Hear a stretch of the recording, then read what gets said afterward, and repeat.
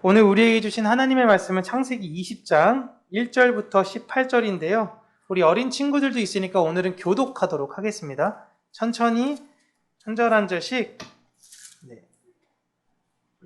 창세기 20장 1절부터 18절인데요. 내용 자체가 굉장히 15세 이상 내용들이 창세기에 많아서 이 친구들 찾았나요? 목사님이 갖고 있는 성경은 25페이지예요. 구약 성경 25페이지. 자, 우리 한 절 한 절씩 서로 천천히 교독하겠습니다. 아브라함이 거기서 네게부 땅으로 옮겨가 가데스와 술 사이 그랄에 거류하며 자기를 누이라 하였으므로 그랄 왕 아비멜렉이 사람을 보내어 사라를 하니 그 밤에 하나님이 아비멜렉에게 현몽하시고 그에게 이르시되 내가 데려간 이 여인으로 말미암아 내가 죽으리니 그는 남편이 있는 여자임이라. 아비멜렉이 그 여인을 가까이 하지. 그가 대답하되 주여 주께서 의로운 백성도 멸하시. 그가 나에게 이는 내 누이라고 하지 아니하였나이까. 그 여인도 그는 내 오라비라 하였사오니 나는 온전한 마음과 깨끗한 손으로 이렇게 하였나이다. 하나님이 꿈에 또 그에게 이르시되 내가 온전한 마음으로 이렇게 한 줄을 나도 알았으므로 너를 막아 내게 범죄하지 아니하게 하였나니 여인에게 가까이 하지 못하게 함이 네 때문이니라. 이제 그 사람의 아내를 돌려보내라. 그는 선지자라. 그가 너를 위하여 기도하리니 내가 살려니와 내가 돌려보내지 아니하면 너와 내게 속한 자가 다 반드시 죽을 줄 알지니라. 그날 아침에 일찍이 일어나 모든 종들을 불러 그 모든 일을 말하여 들려주니 그들이 심히 두려워하였다. 아비멜렉이 아브라함을 불러서 그에게 이르되 내가 어찌하여 우리에게 이렇게 하느냐? 내가 무슨 죄를 내게 범하였기에 내가 나와 내 나라가 큰 죄에 빠질 뻔하게 하였느냐? 내가 합당하지 아니한 일을 내게 행하였도다 하고 또 아브라함에게 이르되 내가 무슨 뜻으로 이렇게 하였느냐? 아브라함이 이르되 이곳에서는 하나님을 두려워함이 없으니 내 아내로 말미암아 사람들이 나를 죽일까 생각하였음이요. 내 아내가 되었습니다. 하나님이 나를 내 아버지의 집을 떠나 두루 다니게 하실 때에 내가 아내에게 말하기를 이후로 우리의 가는 곳마다 그대는 나를 그대의 오라비라 하라. 이것이 그대가 내게 베풀 은혜라 하였었노라. 아브라함에게 주고 사라도 그에게 아브라함에게 이르되 내 땅이 내 앞에 있으니 내가 보기에 좋은 대로 거주하라 하고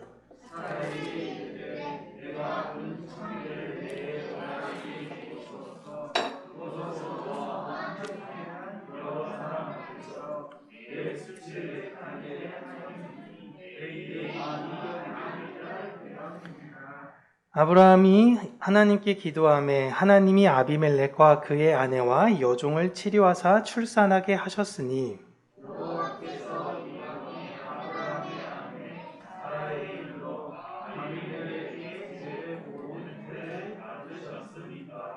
아멘. 우리가 지난주까지 롯과 아브라함의 모습을 비교하면서요. 롯의 그 초라했던 그 마지막의 모습, 그리고 아브라함의 중보의 모습을 대비시켜서 보여드렸죠. 그리고 어떤 분들은 어떤 상황에서는 롯과 같은 상황이 될 때가 있기도 하고요. 어떤 분들은 아브라함과 같은 상황이 된다고도 말씀을 드렸습니다. 상황과 때는 우리가 만들 수 있는 것이 아니라 하나님께서 하시는 것입니다. 우리가 아브라함의 좋은 면만을 기억해서 그렇고 믿음의 조상, 아들을 하나님께 바쳤어요. 하나님 말씀에 믿음으로 순종했어요.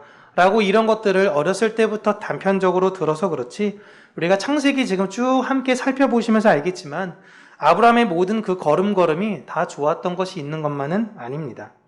아브라함의 모든 상황은 완벽하지 않았어요. 그래서 어떤 사람을 볼 때도 한 신앙의 단면만 보고 그 사람을 평가하고 이야기하는 것은 굉장히 위험한 것입니다. 오늘 본문에도 보시면 아브라함이 지극히 합리적이며 때로는 이성적으로 보이는 모습들이 나오고 있어요. 이 모습은 지난번에 있었던 애굽에 있었던 사건의 모습을 떠올리게 합니다. 그런데 아브라함이 이런 모습을 계속 보여주는 이유는 그가 참 연약한 사람이구나, 아브라함도 실수를 하는구나 라고 여기는 것이 아니라 지금 여러분 보시면 아브라함이 이 아비멜렉으로 떠나는 상황을 보면 여차하면 전쟁이 일어날 수도 있는 상황입니다. 그러니까 이 전쟁이 일어날 수 있는 이 상황, 인간에게는 내가 내 사랑하는 가족들, 내 식구들을 죽일 수도 있고 나도 죽을 수도 있다라는 그 두려움은 근본적으로 해결할 수 없다라는 것을 보여주는 대목이에요. 지도를 잠깐 보여드리면 많이 보실 필요는 없고요. 아브라함 여기 헤브론에 거했다가 산지에서 이제 평지로 넘어가는 대목을 이야기하고 있는 것입니다. 뭐 어떠한 이유인지 성경이 정확하게 이야기하고 있지는 않지만 여긴 산지라서 별로 먹을 것도 없고 목축이나 이런 걸 하기에 용이할 수 있는데 아마 여러 가지 힘들고 어려운 상황이 발생했을 거예요.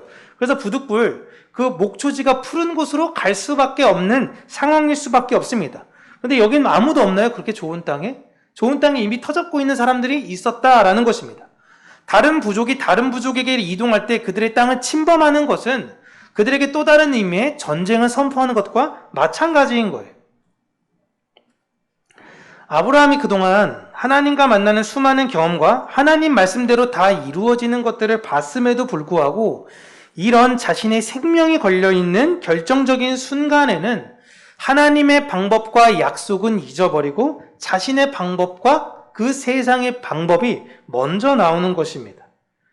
그래서 애굽에서 바로에게 사례를 보낸 것과 아비멜렉에게 사례를 보내는 이유가 유사해 보일 수도 있지만 다른 것이 있죠. 참고로 여러분, 아비멜렉의 이름은 아비멜렉이란 사람의 이름인 것이 아니라 그의 직함입니다. 블레셋 왕의 명칭이 아비멜렉이에요. 지금 아브라함은 애굽 때와 비슷한 것은 자신의 식구들을 지키고 싶은 마음이었습니다. 애굽 때는 사라의 뛰어난 미모로 인해서 애굽 왕에게 어쩔 수 없이 뺏길 수밖에 없었죠. 그때 아브라함이 가진 규모로는 애굽이라는 제국과 감히 상대할 수도 없었습니다. 그러니까 뺏기는 건 당연한 건데 내가 죽고 뺏기냐 그냥 주냐 이 문제였던 거예요. 제가 물론 아내를 지금 이렇게 상품처럼 넘기나 이렇게 표현하는 것 자체가 좀 약간 그 시대적인 것이니까 여러분께서 좀 이해해 주시기 바랍니다.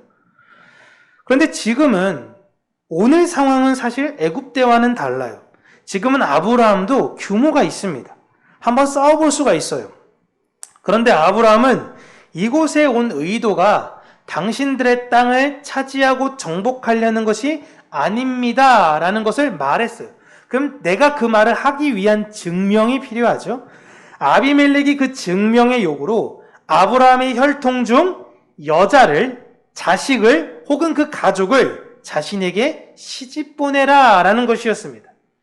일반적으로 이런 상황이 되었을 때는 중세 때도 그러긴 했지만 그 족장의 딸이 그 해당되는 족장의 신부로 보내지게 돼요.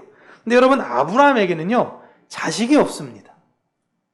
그렇다고 이제 아브라함이 아비멜렉이 그러면 당신의 딸을 나에게 줘서 우리가 혼인을 맺어 사돈을 맺읍시다 라고 해야 되는데 미안한데 저에겐 딸이 없습니다 이렇게 이야기하는 것은 아비멜렉 입장에서는 이거 싸우자라는 이야기인가? 라고 비춰질 수도 있는 거예요.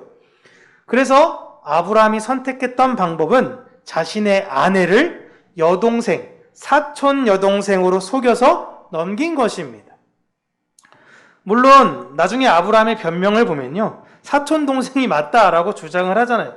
그럼에도 불구하고 아브라함의 이런 태도는 너무 비겁해 보이는 것 아닙니까? 그렇게 사라는 아비멜렉에게로 그냥 갔어요. 그렇게 아비멜렉과 아브라함은 가족으로서 이제 동맹이 되었습니다. 아브라함 입장에서는 불필요한 전쟁을 피할 수도 있어요. 그러므로 인해 자신의 식구를 지킬 수 있는 거죠. 가족을 지킨다, 자신의 식구들을 지킨다라는 거 좋은데 사라의 입장에서 볼 때는 사실 너무너무 서운한 거죠.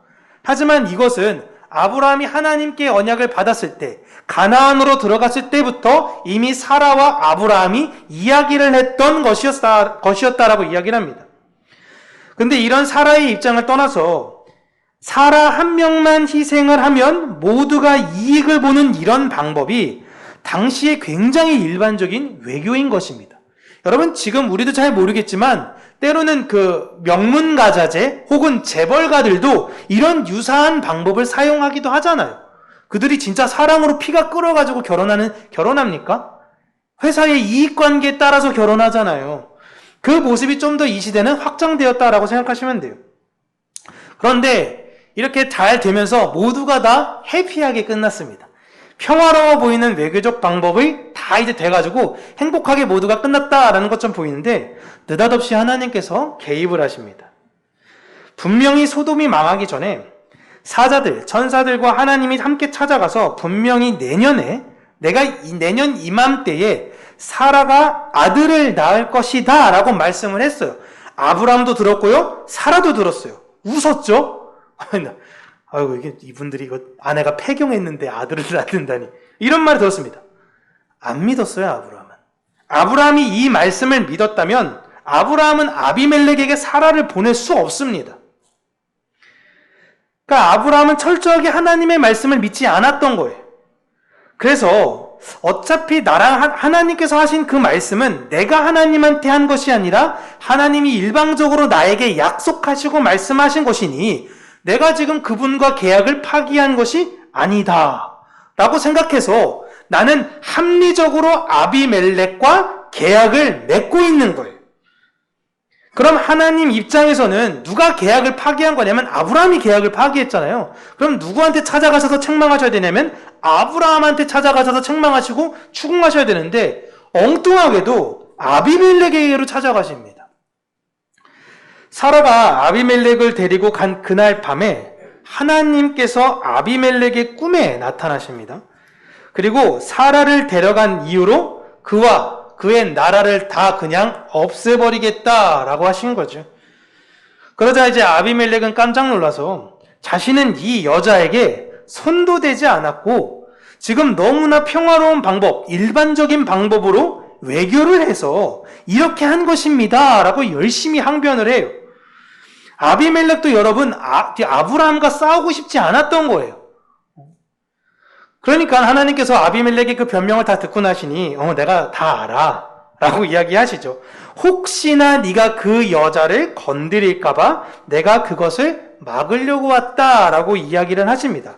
그런데 사라를 데려가기 전에 놀라운 사건이 하나 일어나는 게 아비멜렉과 그의 아내와 여종들에게 갑자기 원인 모를 전염적 성병이 일어난 것입니다. 이상했던 거예요. 사라를 데리고 간 그날 왕과 그의 아내와 그가 있는 여종들 모두가 다 전염적 성병이 걸린 거예요. 이 문제로 인해서 불편한 아비멜렉이 물론 그날에 사라와 관계를 가지지 못한 것일 수도 있어요. 이건 그냥 그런 의미가 아니라 관계를 갖는다라는 것 자체가 여러분 우리 예전에 왕이 관계를 갖는 것은 자신의 어떤 쾌락을 목적인 것이 아니라 종족 번식적 목적이 있잖아요. 이게 그런 의미인 거예요. 근데 그걸 못했어요. 물리적으로 너무 지금 불편하고 힘드니까. 어쨌든 하나님께서는 먼저 아비멜렉과 그 모든 여종들의 몸을 불편하게 만드시고 그의 꿈에게까지 나타나서 경고하시며 아브라함과 사라를 지켜주십니다. 근데 여러분 꼭 성경을 읽으시면서 기억해 두시고 염두에 두셔야 하는 것은 아브라함과 사라가 너무나 예쁘고 이들만 지켜주고 싶었기 때문에 하나님이 보호하신 것이 아니라 하나님께서 그들과 약속을 맺었기 때문에 지켜주시는 거예요. 이게 되게 비슷하면서 다른 의미인데요. 잘 생각하셔야 돼요. 그러니까 그 약속이 하나님의 약속이 지금 아브라함과 사라를 지켜주는 것이지 하나님을 믿지 못하는 그들이 다른 사람들보다 더 특별해서 지켜주는 것이 아니라는 것을 기억하셔야 됩니다. 나는 뭔 짓 해도 다 하나님께서 나를 용서해 주실 거야 라는 건 오만과 교만이고, 이건 하나님을 시험하는 행위예요. 우리가 구원받았다는 이유는 우리가 더 특별해서가 아닙니다. 우리가 더 기도를 많이 했고 우리가 더 많은 것들을 구하고 찾았기 때문에 얻은 것이 아니에요. 하나님께서 우리에게 선물로 주셨어요. 하나님의 약속이신 예수님께서 우리에게 오셔서 우리에게 무슨 약속을 맺으셨냐면, 우리의 의도와 상관없이 내가 세상 끝날까지 너희와 항상 함께 있으리라. 끝났습니다. 일방적으로 예수님께서 그 약속을 우리와 맺으셨어요. 그리고 그 약속의 징표로 성령님께서 오셔서 우리 안에 예수 그리스도의 그 말씀을 상기하게 하시고 예수 그리스도의 열매를 맺게 하셔서 우리를 지옥의 형벌로 가야 되는 그 상황 속에서 구원해 주신 거예요. 그러니까 우리가 뭘 잘해서 구원 얻은 것이 아니라 철저히 하나님께서 우리를 지켜주셨기 때문에 가능한 것입니다. 우리가 믿음이 좋아서 성령의 열매가 나오는 것이 아닙니다. 그리스도로 인하여 성령의 열매가 우리로부터 나오게 되는 거예요. 그렇게 성령의 열매를 이 땅에 내려놓는 자들을 성경에서 무엇이라 부르냐면 선지자라고 부릅니다. 우린 자꾸만 선지자라고 생각하면 무슨 마법사나 무슨 약간 미래를 막 내다보는 어떤 현인 이렇게 생각하는데요. 선지자를 성경에서 정의하는 것은 하나님의 말씀을 이 땅에 전해주고 그 말씀이 이루어지는 것을 보여준 사람들을 선지자라고 이야기를 합니다. 하나님이 그 선지자를 불러가지고 하나님의 말씀을 그에게 담아 세상에 전달하신 거예요. 하나님께서 우리 교회를 선택하셔서 하나님의 말씀을 우리에게 주셨고 우리는 하나님의 말씀을 이 세상 가운데 전하는 것이 우리의 역할인 것입니다. 그러니까 고로 우리는 선지자예요. 그래서 하나님께서 아비멜렉으로부터 아브라함과 사라를 지켜주는 이유를 말씀하실 때에 아브라함이 선지자이기 때문이다 라고 말씀을 하세요. 하나님께서 아브라함을 선택했다라는 거예요.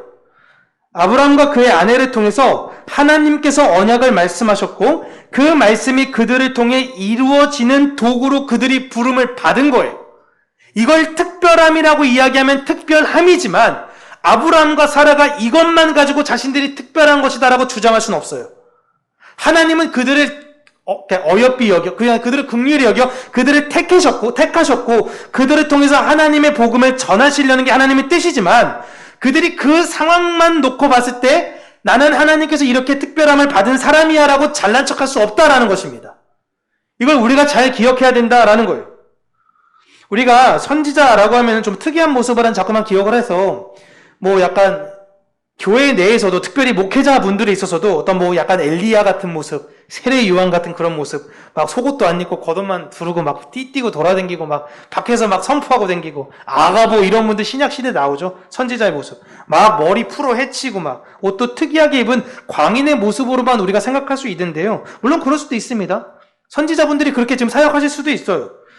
그러나 성경에 말했을 때 선지자의 중요한 건 그 외적인 것이 아니에요. 이런 선지자도 있고요. 저런 선지자도 있다라는 것입니다. 그러나 하나님의 말씀을 전하는 모든 사람들은 다 선지자인 것입니다. 심지어 사울도 예언을 통해서 하나님의 말씀을 전하는 거죠. 그걸 조롱해서 당시엔 야 사울도 선지자 중에 있냐? 라는 이런 속담까지 생길 정도였지만 하나님께서 쓰시는 모든 자들은 그렇게 선지자의 역할을 하는 것입니다. 그리고 그런 무서운 죽음의 공포에서 잠에서 깬 아비멜렉은 이제 아침에 종을 불러가지고 이 상황에 대해서 이야기를 하죠. 그러니까 종들도 다 무서워합니다. 그래서 아브라함을 소환해요. 그래서 아브라함을 불러서 내가 도대체 너한테 뭘 그렇게 크게 잘못했길래 너 여기까지 와가지고 지금 이런 사단을 벌인 것이냐? 라고 하면서 엄청나게 추궁하고 책망하죠. 그러자 아브라함이 변명하는 것이 여기 있는 사람은 하나님을 믿지 않아요. 하나님을 몰라서 라고 이야기해요. 그러니까 여기 있는 사람들은 이 글 아래 머문 사람들은 당신들 하나님 모르잖아. 하나님 모르니 당신들은 무자비하고 폭력적인 사람들일 거야 라고 아브라함은 추측했다라는 것입니다. 제가 아까 말씀드렸지만 아비멜렉도 안 싸우고 싶은 거예요. 아비멜렉도 안 싸우고 싶으니까 결혼이라는 제도를 통해서 평화롭게 끝내고 싶었던 것입니다. 근데 아브라함의 두려움으로 인해 그들을 그렇게 해석하고 추측한 거죠. 물론 당시에는 다 그랬으니까요. 이게 사람이 가진 한계성을 아브라함을 통해서 지금 보여주시는 거예요. 그리고 실제로 저 사람은 내 아내지만 사촌 동생이기도 하고 뭐 이렇게 제가 어디를 가든지 원래 이렇게 이야기하기로 지금 제 아내랑 약속했습니다 라고 이야기를 해요. 너무 비겁해 보이는 말들을 지금 아브라함이 아비멜렉 앞에서 하고 있는 것입니다. 아브라함은 이런 방법이 모두가 살 수 있는 가장 합리적인 방법이라고 생각했지만 아브라함은 하나님으로부터 직접 약속을 들었잖아요. 그런데도 못 믿는 거예요. 제가 다시 한번 이야기하는 게 하나님이 이 시대에 하나님의 음성으로 우리의 귀에 들려주셔도 못 믿는 겁니다. 보여주셔도 못 믿어요. 이게 여러분 아브라함의 연약함이고요. 이게 또한 우리의 연약한 모습들입니다. 우리가 감당하기 어려운 시험에 부딪히잖아요. 아브라함처럼. 야, 이사 가야 되는데 거기 있는 사람들한테 우리가 외면받고 왕따당하면 어떡하지? 우리가 소외받으면 어떡하지?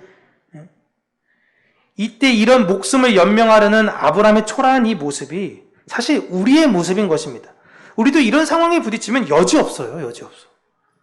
여러분, 우리는 하나님 없으면 아무것도 할 수 없는 존재입니다. 그러자 아비멜렉이 아브라함의 이야기를 다 듣고 나서 은천과 그리고 동물들 그리고 사라도 돌려보냅니다. 그리고 이 지역에 머물고 싶은 곳이 있으면 그냥 어디든지 그냥 머물라라고 이야기를 해줍니다.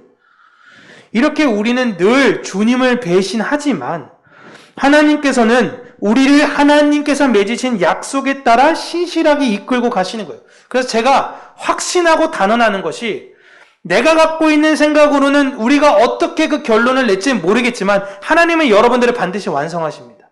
하나님은 평강교회를 완성하실 거예요. 그게 하나님의 뜻이고 하나님의 계획이세요. 어떠한 과정으로 완성시키실지 모르지만 하나님께서는 반드시 이루고 완성시키신다라는 것입니다. 왜요? 성경에서 약속했으니까요. 그리고 나서 하나님께서 꿈에서 아비멜렉에게 이야기했듯이 아브라함이 가기 전에 아브라함 통해 기도를 받아라 라는 이야기를 하죠. 그래서 아브라함이 아비멜렉과 그의 아내와 여종들을 위해서 기도를 합니다. 그러자 이들의 질병이 갑자기 나아요. 이게 오늘 18절에는 태를 닫았다라는 이야기를 하잖아요. 이 표현이 갑자기 며칠 만에 임신 안 됐던 사람이 임신됐다. 이걸 어떻게 합니까? 이게 아니라 원어적인 의미로서 해석을 하면은 아까 제가 말씀드렸듯이 성병적 역할인 거예요. 질병에 걸렸다가 이 질병에서 이제 낫게 된 것이에요. 결국 하나님의 은혜가 아브라함을 통해서 어떻게 이방인들에게 전해지는지를 오늘 본문은 말하고 있는 것입니다. 잘 기억하셔야 돼요. 이게 아브라함이 이 안에서 기도는 했지만 아브라함이 한 게 아니에요. 하나님께서 하신 것입니다. 세상에서는 모든 게 다 이런 것들을 우연이라고 얘기해요. 마침 여기 먹을 게 다 떨어져가지고 여기서 갑자기 아브라함이 그냥 하필 이쪽으로 갔네? 하필 여기서 아비멜렉을 만났네? 하필 이 상황을 겪었네? 모든 게 다 우연 같지만 여기서 여기로 보내신 분이 누구신가요? 하나님이십니다. 여기서 아비멜렉을 만나게 하신 이도 하나님이세요. 모든 것이 다 하나님의 섭리대로 이루어진 것입니다. 우리가 이 평강교회 여기서 모인 이유가 무엇이죠? 하나님의 뜻이에요. 뭔진 잘 모르겠지만 성경은 그것을 말하려고 했던 것입니다. 이것이 아브라함만의 사건이 아니라 우리 인생에게도 동일하게 적용돼야 된다라는 걸 말씀하시는 거예요. 그래서 성경이 우리에게 궁극적으로 말하고자 하는 게 무엇이냐면 두려워하지 말라. 무엇이에요? 내 약속이 너를 지킬 것이니 내가 반드시 너를 지킬 것이니 너는 두려워하지 말아라. 이거예요, 포인트가. 하나님은 나랑 함께 계셔. 난 잘난 척해도 돼. 라가 아니라 그래, 두려워하지 말자. 하나님이 나와 함께 하셔서 두려운 건 현실이잖아요. 내가 그 상황에 있어서. 하지만 말씀을 신뢰하고 하나님, 내가 내 앞이 어떻게 될지 모르겠지만 하나님께서 이루신다 약속하셨으니 그걸 신뢰하고 오늘도 걸어가겠습니다. 아비멜렉이 거주했다고 아비멜렉이 해준 것이 아니고요. 아브라함이 기도했다고 아브라함이 치료하는 것이 아닙니다. 하지만 세상은 이걸 보죠. 아비멜렉이 허락했네. 아브라함이 기도했네. 그들이 능력자네. 라고 보는 겁니다. 그러나 우리는 이 모든 것은 하나님의 손에 이루어진 것이다. 라고 볼 수 있는 거예요. 하나님은 이런 과정을 통해서 믿음이 무엇인지를 하나님께서 아브라함을 통해서 지금 설명해 주시려고 하는 것입니다. 그리고 지금 우리를 통해서 믿음이 무엇인지를 알려주시는 거예요. 우리가 아브라함을 믿음의 조상이라고 하는 것은 그가 아들을 바친 그런 대단한 믿음, 그런 믿음을 갖고 있었네 라고 때문에 그렇게 부르는 것이 아니에요. 이런 수많은 실패의 과정 속에서 하나님을 신뢰하는 것을 배우는 것이 믿음이다라는 거예요. 아, 하나님, 내가 또 하나님을 못 믿었네요. 보세요, 지금. 이거 거의 지금 좀 있으면 이제 아브라함 말년인데, 말년까지도 이렇다니까요, 사람이. 그런데도 불구하고 하나님은 신실하게 이끌어 가시는 거예요. 내가 너의 연약함을 알고 있다. 다시금 그 연약함을 다시금 들춰내셔서 네 안에 있는 모든 그 쓴뿌리들, 네 안에 있는 모든 연약함들을 다시금 하나님의 신뢰로 하나님이 바꾸신다라는 것입니다. 여러분 인생 가운데 하나님께서 이렇게 하나님에 대한 믿음으로 여러분들을 바꾸실 거예요. 우리는 하나님께서 모든 것을 다 하셨습니다라는 것을 되게 관용구처럼 이야기를 많이 하죠. 그러나 실제로 누구를 만나고 무엇을 하고 다 내가 한 것 같고 우연히 이루어진 것이다라고 생각을 막연하게 할 때가 많이 있습니다. 우리의 만남은 우연이 아니죠. 하지만 그냥 우연이지, 재수가 좋아서 이런 식으로 해석을 해요. 아브라함이 그랬습니다. 약속을 듣긴 했지만, 약속을 믿는다라고는 이야기했지만 막상 이런 상황을 닥치면 그 모습이 안 나오는 거예요. 세상에서는 뭐 잘 되면 내 탓, 안 되면 조상 탓 이러면서 잘 되면 모든 게 다 영광을 나에게 취하고 안 되면 일단 다 남 탓을 하는 아주 그런 습성이 있고, 이건 모든 사람들의 공통적인 모습입니다. 사람이 코너에 몰리면요, 자기 살궁리를 내서요, 다른 사람을 비방하고 다른 사람에게 그 책임을 넘기려고 해요. 이건 사람의 본능적이에요. 그 상황에서 아, 죄송합니다. 모든 걸 제가 떠안고 제가 가겠습니다. 이러면 참 좋겠지만 전혀 그러지 않죠.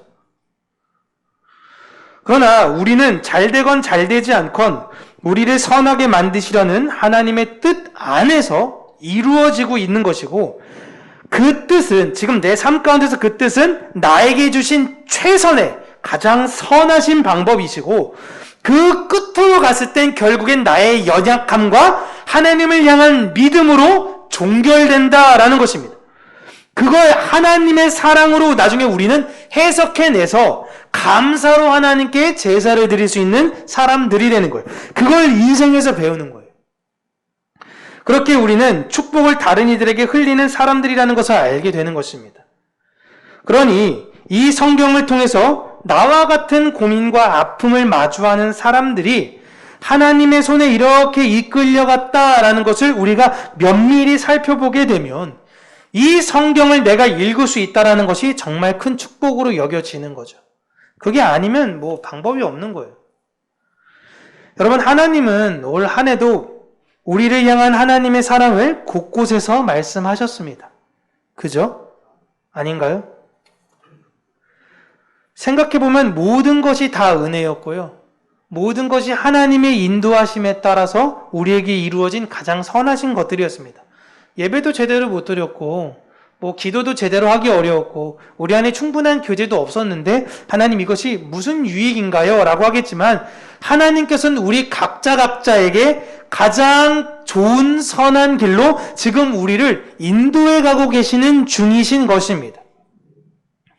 내년엔 여러분 어떤 일이 있을지 모릅니다. 뭐 올해와 비슷할 수도 있고요. 비슷하지 않기를 바라며 계획하고 기도하고 하지만, 제가 내년도 계획안을 11월부터 준비하면서도 다시 또 이렇게 상황이 터지면서 이제 뭘 해야 될지 그냥 모르겠던 거예요. 아, 하나님, 어떻게 내년엔 또 되어질까요? 그러니까 또 이제 담임 목사로서의 불안감과 두려움이 저를 엄습했습니다. 어떻게 할래? 뭐 어떻게 해야 되는지를 모르고 우왕좌왕거리고 있는 내 내면을 제가 발견하게 되는 거예요. 하지만 분명한 건 하나 있습니다. 제가 하는 모든 걸음걸음은 실패일 수 있어요. 잘 되지 않을 수도 있어요. 하지만 하나님은 반드시 이루십니다.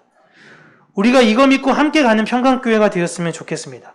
지금까지 우리를 신실하게 이끄신 하나님이 앞으로도 우리를 선하게 이끌어 가실 것입니다. 반드시 여러분에게 믿음의 열매를 맺을 것이고, 여러분은 반드시 사랑의 열매를 이 세상 가운데 내어놓는 존재가 되어질 것입니다. 그러니 올 한 해를 이제 사랑으로 잘 마무리해 주시기를 바랍니다. 뭐 갑자기 어색하게 막 그동안 싸웠던 사람들 다 전화해와가지고 미안해, 내가 잘못했어, 갑자기 이렇게 어거지로 막 무언가 하는 것이 아니라, 그보다 더 근본적인 내 안에서 그 사랑이 여러분 안에 나오시기를 바랍니다. 그러니까 여러분들을 만나는 모든 분들이 그리스도의 향기를 느끼고 그리스도의 편지로서 여러분들을 읽어서 그 사랑을 올해 풍성히 잘 마무리하고 내년엔 더 큰 풍성한 사랑을 맺는 우리 평강교회가 되길 주님의 이름으로 축복합니다. 기도하겠습니다. 살아계신 하나님 아버지, 우리가 언제나 기억해야 되는 것은 주께서 하신다라는 것입니다.